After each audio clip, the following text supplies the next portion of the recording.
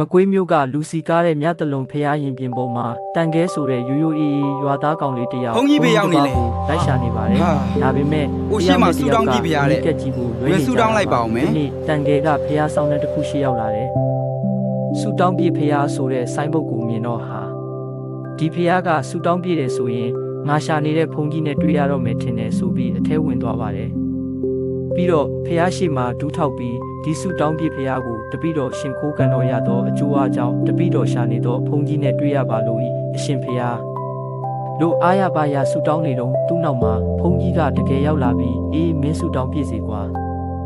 လို့ပြောလိုက်ပါတယ်တန်ခဲကလန့်ပြီးနောက်လက်ကြည့်လိုက်တော့ဟာဖုန်ကြီးကလည်းရှာလိုက်ရတာအော်ဒီဖះတကယ်စုတောင်းပြတာပဲဆိုပြီးဝမ်းသာအားရဖြစ်သွားပါတယ်အဲ့ဒီနောက်နှစ်ယောက်သားရေရေမောမောနဲ့ဖះလေကားကနေဆင်းလာကြတယ်။အောက်ရောက်တော့စပိန်ပေါ်မှာရေခဲမုံဘုံတင်ပြီးရောင်းနေတဲ့အဖိုးကြီးကိုတွေ့တယ်။တန်ခဲကဖုန်ကြီးကိုရှာရတာမောလိုက်တာဖះတပီတော်ကိုရေခဲမုံလေးတစ်ခွက်လောက်ဝယ်ကျွေးပါဖះ။လို့ပြောလိုက်တော့ဖုန်ကြီးကပြုံးပြီးရေခဲမုံဝယ်ကျွေးလိုက်ပါတယ်။တန်ခဲကလည်းရေခဲမုံကိုအရသာရှိရှိစားနေတယ်။ဒါပေမဲ့သူ့စိတ်ထဲမှာတော့ဒီဝေဖာခွက်ကိုနောက်မှပြန်ပေးရမယ်ထင်တယ်။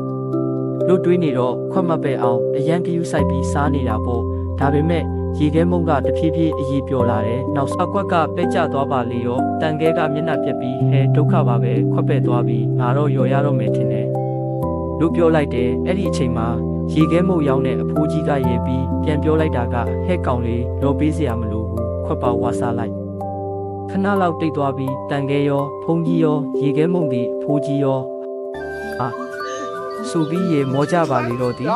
တန်ခဲတူရွာနောက်လာမဲ့အပိုင်းလေးတွေစောင့်မျှော်ပေးကြပါအောင်ခါများကျွန်တော်ရဲ့ Burmese World Channel လေးကိုလည်းလာရောက်အားပေးကြပါအောင်ခါများ